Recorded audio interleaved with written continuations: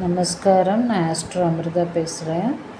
இன்றைக்கி நம்முடைய கிரக தொடர்புடைய கேள்வி பதில் என்னவென்றால், குழந்தைக்கு சோறு ஊட்டும் வைபவத்தை கோவிலில்தான் நடத்த வேண்டுமா அல்லது வீட்டிலும் நடத்தலாமா? இந்த கேள்வியில் இடம்பெறும் கிரகங்கள் யாதென்றால், குழந்தை மற்றும் கோவில் என்று குறிப்பிடும் பொழுது குரு கிரகத்தையும், சோறூட்டும் அல்லது சாதமூட்டும் அல்லது அன்னமூட்டும் என்ற அதாவது வார்த்தையில் சந்திர கிரகமும், ஒருவேளை கோவிலில் செய்ய முடியவில்லை என்றால் வீட்டில் நடத்தலாமா என்றால், வீடு என்றால் செவ்வாய் கிரகத்தை குறிக்கும். எனவே நம்முடைய இந்த கேள்வியில் 3 கிரகங்கள் இடம்பெற்றிருக்கிறது. குரு கிரகம், செவ்வாய் கிரகம் மற்றும் சந்திர கிரகம். இந்த கிரகங்களின் அடிப்படையில் தான் நாம் இந்த கேள்விக்கான பதிலை பார்க்க போகிறோம். ஒரு முறை கூட கேள்வியை சொல்லுகிறேன். குழந்தைக்கு சோறூட்டும் வைபவத்தை கோவிலில் தான் நடத்த வேண்டுமா அல்லது வீட்டிலும் நடத்தலாமா? அதற்கான பதில், வீட்டிலேயும் நடத்தலாம். கோவிலில் நடத்துவதாக வேண்டுதல் இருந்தால் கோவிலில் தான் நடத்த வேண்டும்.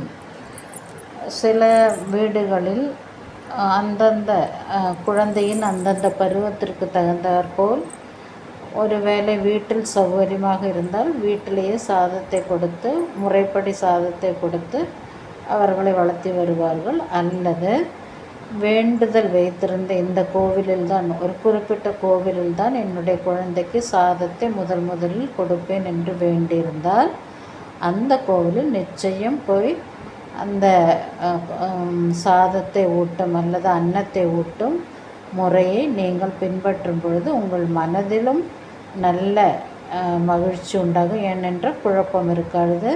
அதேபோல் அந்த குழந்தைக்கும் அந்த தெய்வ கதிர்வீச்சுள்ள, கோவிலில் உள்ள தெய்வ கதிர்வீச்சுள்ள நல்ல அனுகிரகமும் கிடைக்கும்.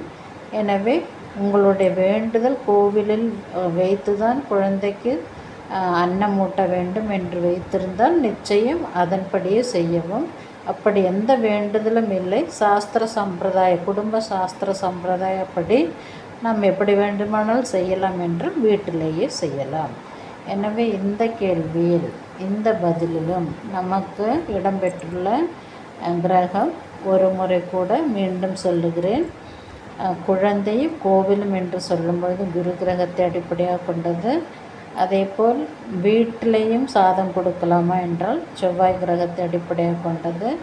சாதம் அல்லது சோறு அல்லது அன்னம் என்று குறிப்பிடும்போது அங்கு சந்திர கிரகம் இடம்பெறுகிறது. எனவே இந்த 3 கிரகத்தின் அடிப்படையில் தான் நாம் இன்று கேள்வி பதிலை பார்த்தோம். இந்த வீடியோ உங்களுக்கு பிடித்திருந்தால் மற்றவருக்கு ஷேர் செய்யவும், அதேபோல் சப்ஸ்கிரைப் செய்ய மறக்க வேண்டாம். Bye from Astro Amrita.